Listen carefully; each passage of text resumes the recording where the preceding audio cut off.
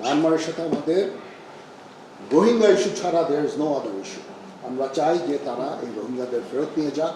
তাছাড়া তাদের প্রতি আমাদের অন্য কোনো ধরনের বিদ্বেষ বা কোনো ধরনের সমস্যা আমি দেখি না। আমরা এঙ্গেজড সমস্ত দেশগুলোর সাথে, মায়ানমারের সাথে আমরা এঙ্গেজড।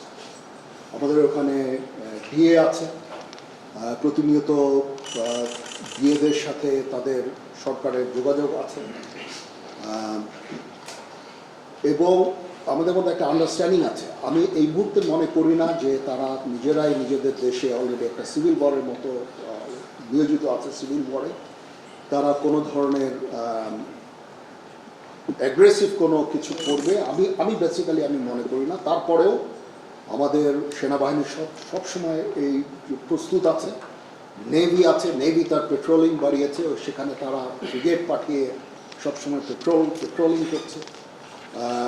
বর্ডার গার্ডও প্রস্তুত আছে, যারা সেন্ট মার্টিনসে ডিপ্লয় থাকে সবসময়, আগেও ছিল।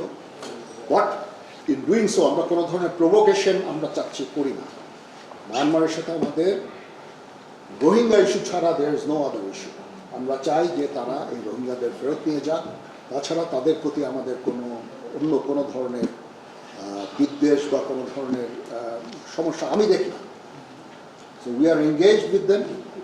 এবং ডিফেন্স ডিপ্লোমেসি একটা জিনিস বলে একটা কথা আছে,